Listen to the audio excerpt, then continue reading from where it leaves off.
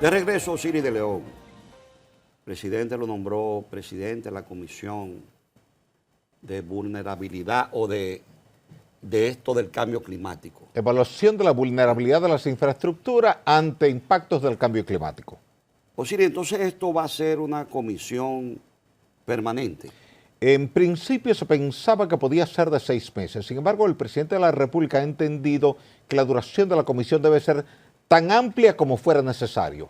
Porque tú sabes que en la medida que fueron pasando los días después que el presidente tomó la decisión, todos se fueron dando cuenta de que las vulnerabilidades son mayores de las que uno normalmente está mirando.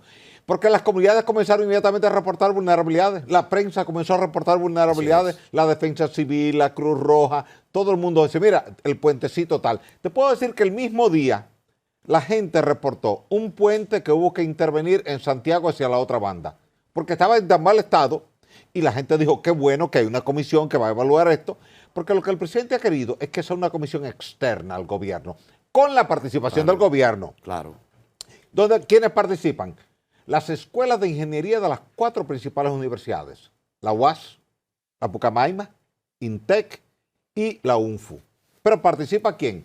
El Colegio Dominicano de Ingenieros, Arquitectos y Agrimensores, CODIA. ¿Participan quiénes? 3 instituciones del Estado, que tienen que ver con construcción, con obras. Claro, con porque esas son las que van a ejecutar lo que esa comisión recomiende. Claro. Entonces, lo que tenga que ver con obras públicas, lo va a ejecutar Obras Públicas, pero Obras Públicas va a formar parte de la comisión. Claro. Lo que tenga que ver con el Ministerio de Vivienda, escuelas, hospitales, lo va a ejecutar el MIBEP, pero es parte de la comisión. Lo que tenga que ver con debilidad ante eventos sísmicos, lo va a manejar la ONESBI, que es la Oficina Nacional de Evaluación Sísmica y Vulnerabilidad de Infraestructuras y Edificaciones.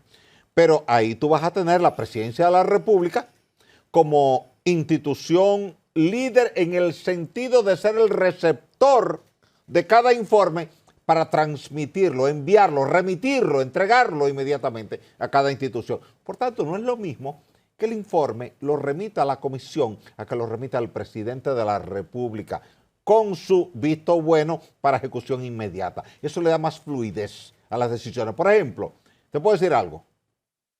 Plan Estratégico de Santiago, que es una institución que no es estatal, que está establecida allí por décadas, inmediatamente se comunicaron con nosotros. Miren, nosotros tenemos aquí 3 obras que vemos ciertas vulnerabilidades. Nos gustaría reunirnos para compartir las informaciones que tenemos y ver cómo eso se incorpora en el programa de trabajo. ¿Dónde se están reuniendo ustedes para evaluar? En la Oficina Nacional de Evaluación Sísmica y Vulnerabilidad de Infraestructuras y Edificación, la ONESBI, que está ahí al lado del Centro de Operaciones de Emergencia, al lado de SEDIMAT. Sí. Mientras tanto, en lo que la Presidencia de la República decidiera cualquier cosa. De todas maneras, el texto del decreto te dice que la Secretaría Ejecutiva va a estar en la ONESBI.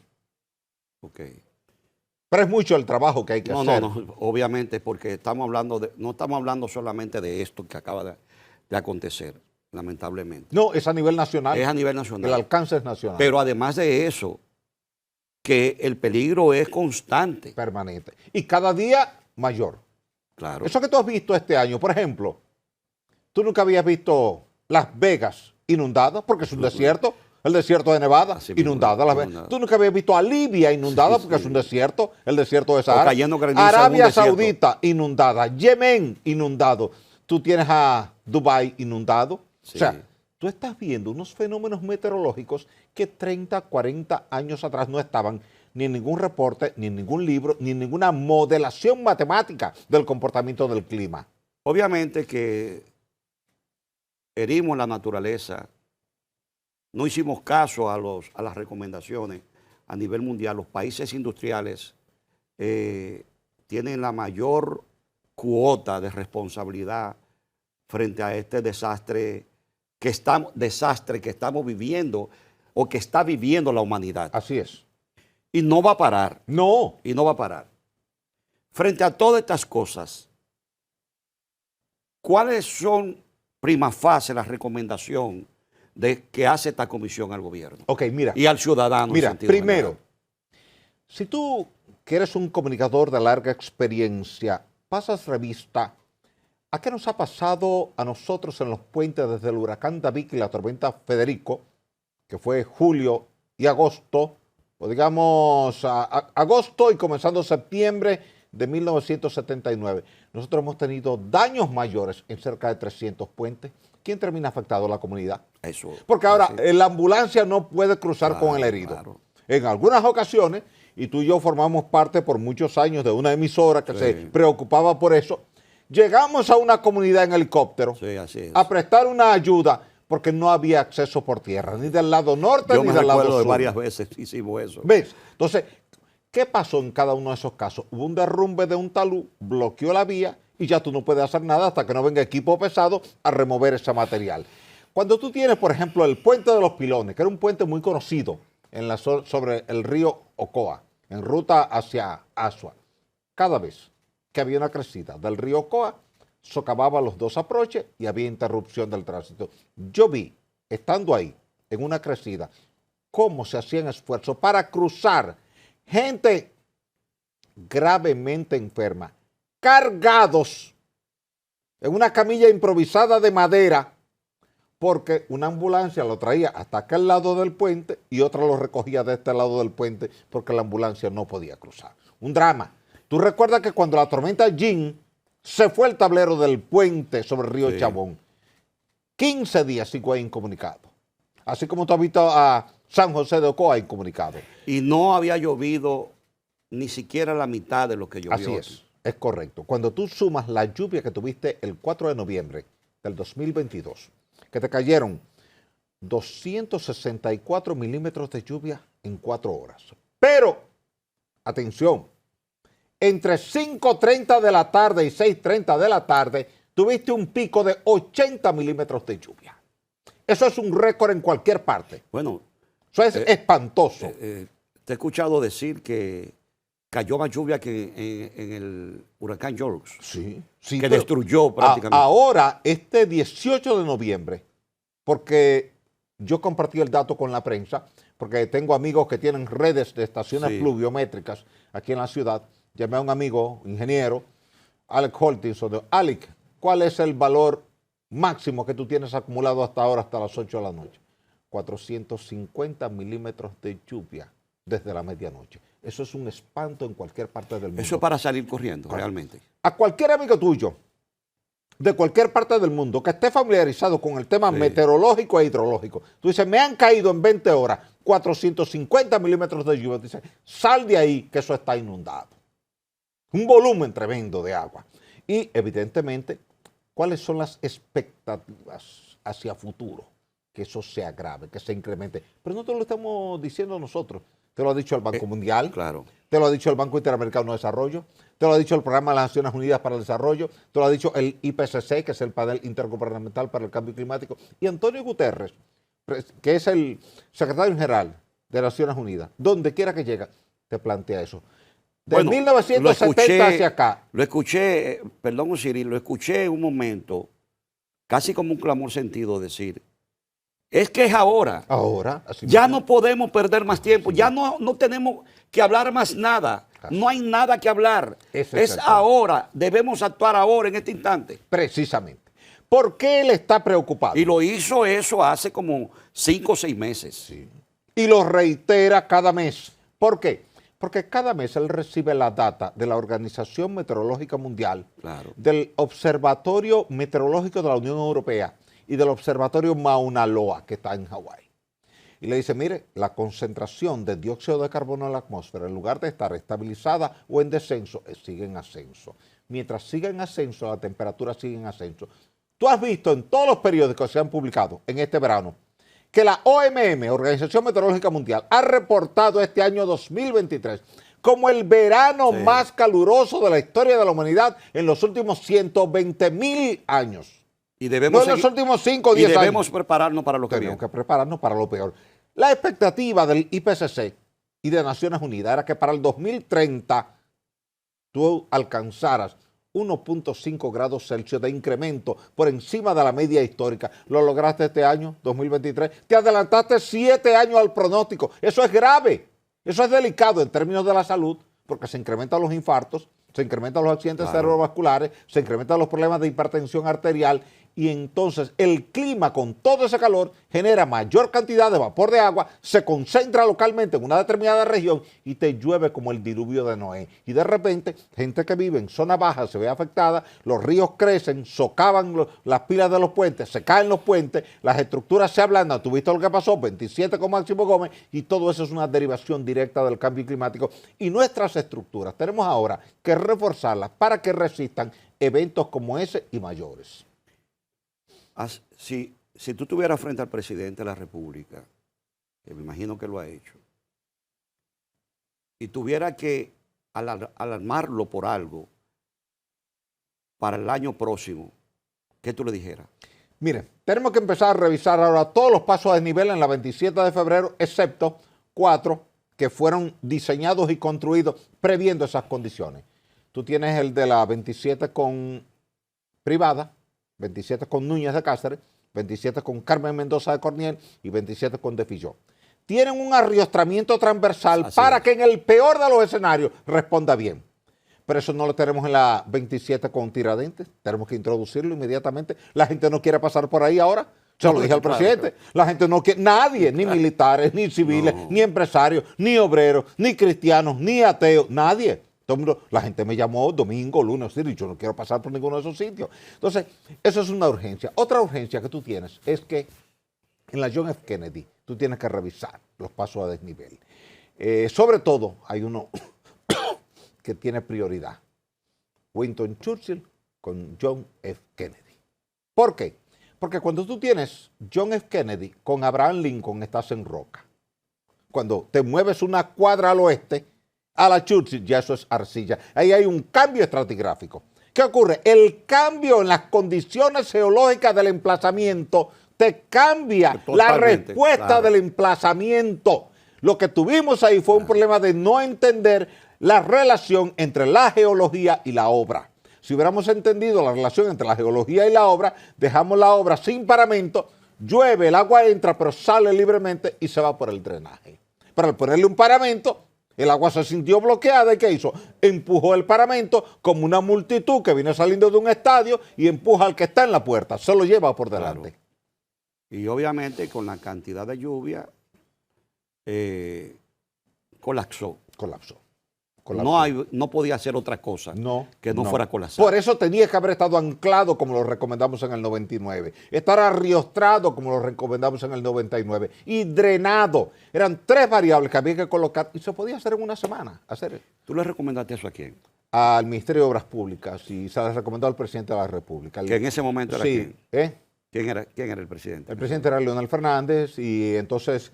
Primero, cuando la obra falla, el Ministerio de Obras Públicas no tenía una idea de qué había pasado. La prensa le consultó, dijeron, todavía no sabemos, vamos a hacer un estudio. La prensa me consulta, yo hago una evaluación, le digo, mire, aquí ha habido un tema de presión hidrostática, llovió mucho, el agua entró al subsuelo, subió de nivel, al aumentar la presión de poro, aumentó la carga hidrostática, empujó el paramento y lo inclinó. No lo tumbó, pero lo inclinó.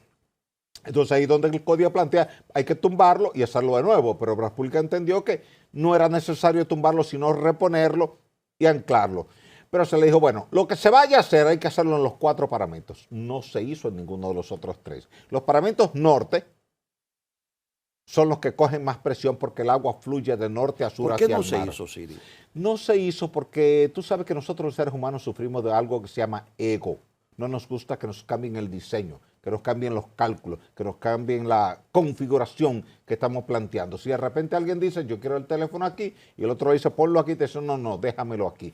Era un tema de ego, y yo creo que tenemos que superar esa etapa de ego. Tú has hecho una cosa muy crítica, pero había un gobierno en ese momento, estaba Leonel Fernández, que hoy critica lo que él sabe que lo hicieron mal. Y la idea era que se corrigiera eso. Que se corrigiera y fue de buena fe. Tú sabes que el Colegio Dominicano de Ingenieros, Arquitectos y Agrimensores es asesor del Estado en virtud del texto de la Ley 6160.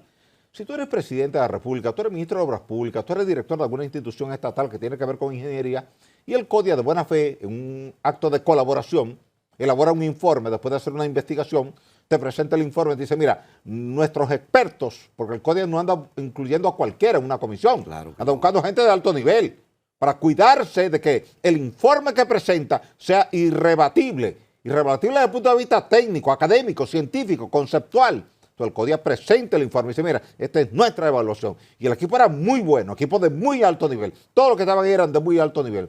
Eso había que asumirlo. Si tú no lo asumías en ese momento, tú estás desoyendo la opinión del Colegio de Ingenieros, que es asesor del Estado por ley. Tú no estás escuchando al asesor del Estado. Por tanto, si la obra tiene un tropiezo mañana, ese Colegio de Ingenieros tiene derecho a decirte, tú no quisiste escuchar la recomendación que de buena fe, sin costo alguno, nosotros te dimos. Como el efecto pasó. Pasó. Y nadie hubiera querido que pasara. Pasó lamentablemente. Nadie quería que eso pasara. Y lo peor del caso es que tú estás viendo a un Leonel Fernández criticando cosas y a gente de la oposición criticando cosas que ellos pudieron haberla hecho bien. Como tú dices, desoyeron Desoyeron. a la máxima representación en esa materia. Y eso no Que solamente... tiene facultad por ley. Por ley. Y eso no solamente es penoso, triste, sino que eso deja una sensación, independientemente de que tú me le pongas el tema del ego, casi criminal, porque es que usted está para hacer cosas, porque eso se hace con recursos del Estado, y un organismo que ha creado una ley, o que está creado por ley, que no está cobrando dinero, que no tiene más interés, que no sea el interés de que esas cosas no resulten luego nocivas, como al efecto sucedieron, y que vayan a dañar a personas y en caso extremo a ocasionar la muerte, como al efecto. Así es. Sobre todo porque saben que el texto de la ley que crea el CODIA le declara como guardián del interés público. Ah, bueno, ahí es que está el tema. Ahí es que está el tema. Vamos a hablar del guardián de los bienes públicos, en este caso. Qué cosa más grande. Después de la pausa seguimos con más de Atención País. No le cambie.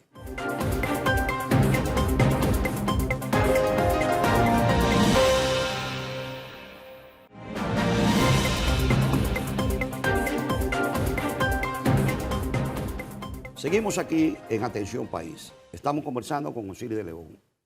Osiris, ya después que tú has hecho esta sinopsis de lo que aconteció, a mí me cabe una pregunta que es la siguiente. Prioridades. Porque no todas las ciudades o todos los lugares tienen la misma prioridad. Quizá para una comunidad la prioridad hasta de su seguridad, de su subsistencia sea un puente. Claro. Pero para otra sea un acueducto que se fue a pique. Así es. Entonces, frente a eso, ¿cuáles son las prioridades que tiene esta comisión en este momento? Mira, te puedo decir que hace menos de 24 horas que recibí un conjunto de fotografías que nos remitió el Colegio Dominicano de Ingenieros, Arquitectos y Agrimensores, de un puentecito que comunica la zona de Mano Guayabo con Quitasueño. Y entra en lo que tú acabas de decir. Quizás si tú lo ves dentro de las grandes obras, tú dices, pero es un puentecito pequeño. Sí, pero esa es la vía de comunicación de ellos. Por ahí es que ellos entran y salen de su casa. Por tanto, para ellos esa es su prioridad. Y quieren, y realmente cuando tú ves el tablero, ese tablero está fallado. Hay que reconstruirlo rápido porque está al borde del colapso.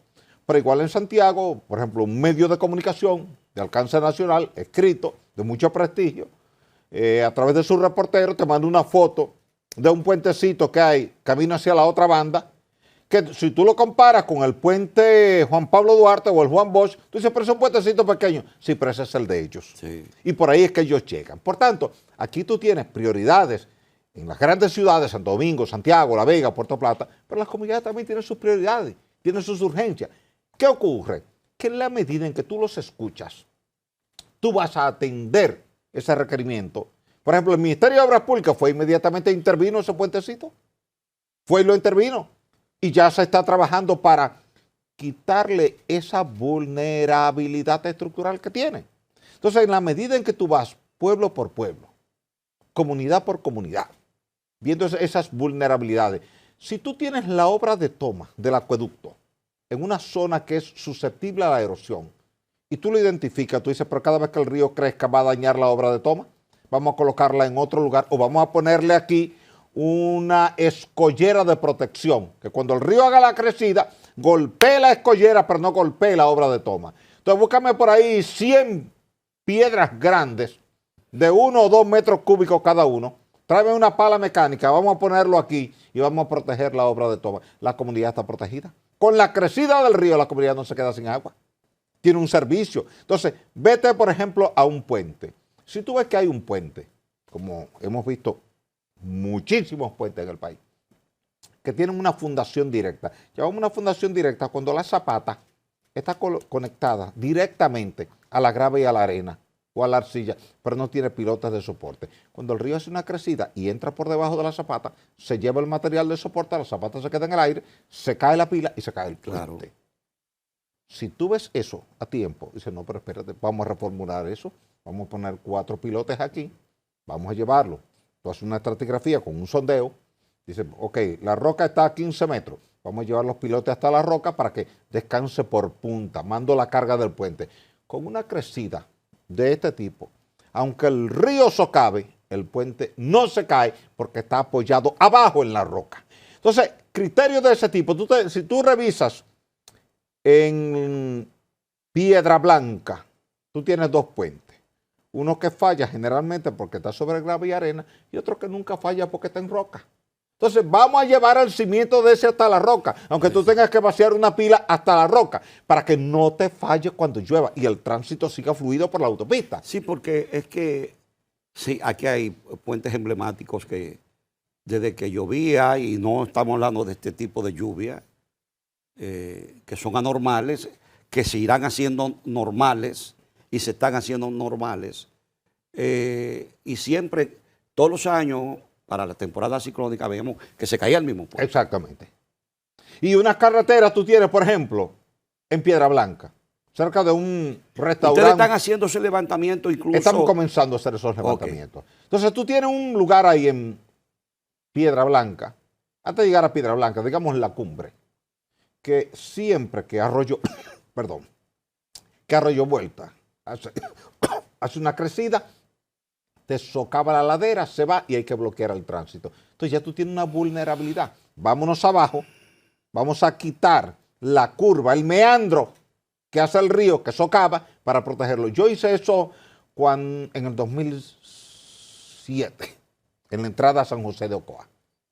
El río Ocoa hizo un meandro y al crecer socavaba y la montaña entera se fue y se llevó la carretera. Cuando me llamaron para resolver el problema, dije, no, pero vamos a quitar el meandro. Y no hay manera. Sí, sí hay manera. No, eso es roca, no importa. Traiga un retromartillo y vamos a romper la roca aquí. Y la curva la eliminamos con un trazado recto. ¿Qué pasa? Que cuando el río va recto, él no socava lateralmente. En la curva que él socava, porque él socava siempre hacia afuera. Como cuando tú coges la curva. Claro. Tú haces una fuerza en la curva, pero mientras tú vas recto, tú no vas haciendo fuerza. Jamás volvió a ocurrir. Entonces, hay muchos puntos en nuestras carreteras que se nos dañan porque tú tienes una curva del arroyo, de la cañada, del río. Quitemos esa curva, pongamos el trazo rectilíneo y vamos a ver que va a desaparecer la causa de la socavación y en consecuencia cuando llueva no vas a tener un deslizamiento de la carretera, un desvío del tránsito y un peligro para el conductor. Cosas menores como esas te resuelven grandes problemas. No solamente eso, sino que se gasta mucho dinero teniendo que reconstruir año tras año las mismas cosas, que por no hacerse y edificarse con ese criterio que tú señalas, sucede. Claro. Es como que tú sufras de gastroenteritis porque estás tomando un agua contaminada. Vas al médico, te trata la gastroenteritis, pero vuelve a tu casa a tomar la misma agua contaminada. No. Vamos a quitar la causa y vamos a ver que entonces el efecto no se va a producir. Osiris, este revestimiento de el túnel de la 27 de febrero con Máximo Gómez, ¿qué van a hacer? ¿Qué van a hacer ahí? Primero, ¿Y para cuándo estaría listo eso? Quitar el paramento completo. Ya se va a quitó. quedar. Eso lo consensuamos el mismo sábado en la noche. Yo fui llamado ese sábado en la noche para revisar si los otros paramentos podían caer o no. ¿Pero se va a quitar solamente esa área o todo? No, se va a quitar esa área. Okay. Los otros lo que se va a hacer es protegerlo. Pero ese ya hay que quitarlo. Eso que la gente ve y que se ha confundido y que cree que esa es la roca, lo que está detrás esa no es la roca. Ese es un hormigón de contacto entre el paramento y la roca. La roca está detrás. Ahora, ¿qué pasa? Ese paramento que se cayó, ahí ahora hay que reponerlo. Y ese hormigón de contacto hay que anclarlo a la caliza que está detrás, porque la caliza cuando reciba mucha agua lo puede empujar y lo puede tumbar. Entonces tú tienes que fijarlo. La solución tiene que ser de por vida. Claro. Ese paso a desnivel no puede volver a fallar. Con lluvia o sin lluvia, con terremoto o sin terremoto, con choque de camiones, sin choque de camiones, no puede volver a fallar. Cuando una obra te ha fallado en materia de ingeniería 2 veces, sí, ya no puede fallar una tercera. Ya tú tienes que buscar una solución estructural definitiva, considerando el peor escenario posible. ¿Y cuál sería esa solución? La solución primero, o sea, ya lo hemos consensuado, tuvimos una reunión el miércoles pasado, un equipo del más alto nivel de la ingeniería dominicana, muchos ya con experiencia previa ahí en la corrección del problema. Entonces se va a anclar todo, se va a riostrar, se va a drenar, que son los 3 componentes fundamentales. Y que fue lo que se hizo en los 4 pasos a desnivel que están entre la Doctor de Filló y la privada. Y luego le ponen el mismo revestimiento. No es necesario. No Ese necesario. Revestimiento era decorativo. Por eso no estaba haciendo nada estructural. ¿Qué piensan Era hacer? solamente para tapar las rocas. Esas losas, esas tabletas de hormigón que estaban ahí, de 30 centímetros de espesor, estaban ahí para cubrir, para que no se viera para embellecimiento. No era necesario. Tú le puedes poner un paramento ligero. Mira, en Santiago, en el paso a desnivel de las carreras con 30 de marzo, que derrumbó el año pasado por lluvia, se saturó la arcilla para allá el suelo. Allá hubo un empuje del suelo, se llevó el muro. Entonces nos llamaron que, miren, la solución es esto aquí. Primero, el muro hay que reconstruirlo pero piloteado, no con una fundación directa. Y segundo, ahora hay que arriostrarlo. Y tercero, hay que drenarlo. ¿Qué se le dejó? Un dren francés detrás.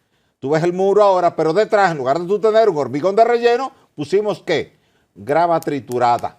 Cuando el agua venga, el agua en lugar de ir a presionar al paramento, se va lateralmente por el dren. ¿Hacia dónde? Hacia el río Yaque, drena y no te hace presión. Entonces, son soluciones prácticas, a veces cuasi rurales en términos de la filosofía. El ciudadano del campo muchas veces lo hace en su casa, sí, sin utilizar criterios de ingeniería. Él te hace una zanjita, la llena de piedra y él ve que el agua se va por ahí hacia la cañada. Hacer ese tipo de solución. Entonces, tú vas a tener una combinación de 3 factores ahí. Ahí se va a drenar bien, para que la peor lluvia pueda drenar. Segundo, se va a anclar bien todo. Aunque los paramentos que cogen presión son los del lado norte, porque el agua viene de norte a sur, los del sur no cogen presión hidrostática. Ahora, si el mar tuviera hacia Villamella, los que cogieran presión fueran los del lado sur y no los del lado norte. Porque es que entre el del lado norte y el del lado sur, tú tienes una cámara de vacío. El aire, por donde tú pasas en el vehículo, ahí no hay agua presionando. Entonces, una vez que se le drene bien, se va a anclar bien y se va a riostrar. De esa manera va a estar seguro, considerando, y eso lo conversamos en la reunión, un evento sísmico. Que aún en un evento sísmico no se te caiga. Entonces, la 27 de febrero, de principio a fin, tiene que tener todos los pasos a desnivel asegurado, todos sin excepción. Entrada y salida de los 2 túneles. Túnel que está entre Lincoln y Churchill. Las entradas y las salidas hay que robustecerlas porque tienen la misma solución de 27 con Máximo Gómez. La Tiradentes tiene la misma solución, hay que cambiarla. Y la entrada y salida del túnel que está entre la Venezuela y la Sabana Larga tiene igual solución, hay que robustecerlo. En Santiago, por ejemplo, al paso de desnivel. Porque fue el mismo criterio que sí, el mismo criterio. Pero ese criterio no aplica con mucha lluvia. Te falla, porque hay una presión, salvo que tú le des. Mira, el tema es muy sencillo, yo se lo explico a la gente de forma muy sencilla, para que la gente lo entienda. En los tiempos que en los pueblos teníamos crisis de agua, todo el mundo tenía un tanque de 55 galones en el frente. Imagínate la manguera de los bomberos llenando el tanque, ¿verdad? Y tú sacándole agua por debajo con un calimete. No hay manera, no hay comparación. Claro se que va a no. llenar y se va a desbordar. Eso pasa aquí. Entonces tú tienes que ponerle una salida tan grande como la entrada. Cuando tú le pones una salida de agua tan grande como la entrada, agua que entra, agua que sale, agua que entra, agua que sale, y nunca te sube la presión. Y al no subir la presión esa no agua, empuja entonces sería por el drenaje. por el drenaje. Tú puedes ponerle un drenaje. Lo que pasa es que ahí se intervino. Recuerda una cosa, ahí hay una obra de ingeniería Sí. que va por la Máximo Gómez y va soterrada. Y ahí había una alcantarilla de 48 pulgadas que fue sustituida por 2 pozos filtrantes de 24. Ahí comenzó el problema. ¿Pero y por qué hicieron eso? Por no entender la hidrogeología de la zona. Si se hubiesen asesorado de gente que entiende cómo se mueve el agua a través de la roca, de la arena, de la grava, hubiesen buscado una solución. Porque son soluciones fáciles, son soluciones hasta rurales. O sea que Hasta lo un que- campesino lo que- entiende cómo que- se mueve el agua a través de la grava y no a través de la arcilla. O sea que lo que tú estás diciendo, la gran solución a esto, como tú señalas, que debe ser para vida, de por vida, no implica grandes y costosas reconstrucciones o construcciones. No. Si lo hubiéramos hecho en el 99, cuando lo recomendamos, eso con poco dinero se hubiese resuelto. Mira, ancle aquí, arrostre aquí y drene aquí. El agua lo que necesita es salir. Hay gente que está confundiendo, incluyendo ingenieros, la presión de la roca con la presión del agua. No, la roca no está presionando. Ni va a presionar, porque la roca es de buena calidad. Ella se mantiene vertical sin ningún tipo de empuje. No va a empujar. Es el agua que cuando entra genera una presión, que es la gravedad multiplicada por la altura del agua por la densidad del agua. O Lo sea, que llamamos ρGH. Rho es la densidad del agua. G es la gravedad, que es 9.81 metros por segundo al cuadrado, y H es la altura. Por tanto, mientras más alta está la columna de agua, mayor es la presión que ejerce el agua. me imagino que en los planos y en las construcciones, o que existen los planos de esas construcciones, está el tipo de terreno. Por ejemplo, tú mencionabas la 27 de febrero, el túnel de la 27 de febrero con Máximo Gómez. Sí, 27 de febrero con Abraham Lincoln. sí. Y te fuiste para la margen oriental y llegaste a la Venezuela Y Sabana Larga. y Sabana Larga. Sí. ¿Es el mismo tipo de roca Sí. que hay ahí? De este a oeste, Ok. desde el río Jaina en su desembocadura hasta Bávaro, Punta Cana y Nisibón, es la misma roca. La roca es buena hacia el lado sur, se degrada hacia el lado norte. Por tanto, desde la 27 de febrero hacia el mar, la roca es de excelente calidad. alguna Tú la puedes explicación? cortar vertical y no falla. ¿Hay alguna explicación geológica o simplemente la naturaleza? No, eso era el fondo del mar. Allá.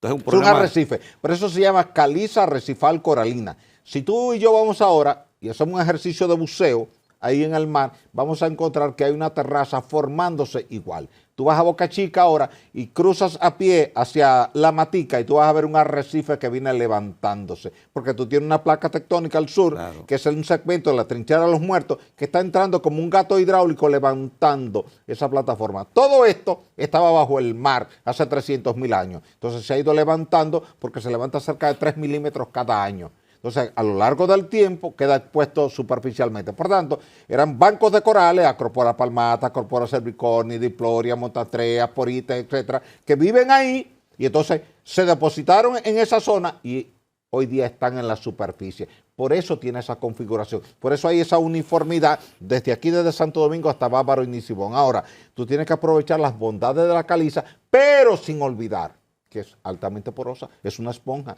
El agua que le entra ya la absorbe. Una manera muy sencilla. ¿Cuáles son para las bondades? Las bondades de que ella se mantiene. Tú la cortas vertical. Mira el farallón de la José Contreras, Sí. el mirador. Está ahí, no se derrumba. Sí, así es. Llueva o no, ¿por qué? Porque la roca es buena. Tú la cortas verticalmente y ella es buena. Ahora, cuando ella absorbe agua, ella la transmite. ¿Por qué tú crees que cada torre, cada hogar, cada escuela, cada centro comercial en Santo Domingo tiene un pozo de agua? Porque el subsuelo es rico en agua. ¿Y por qué el subsuelo es rico en agua? Gracias a esa roca. Si tú tuvieras una roca volcánica ahí, tú no tendrías agua aquí. Si tú tuvieras la arcilla de Santiago, tú no tendrías agua subterránea aquí en la capital.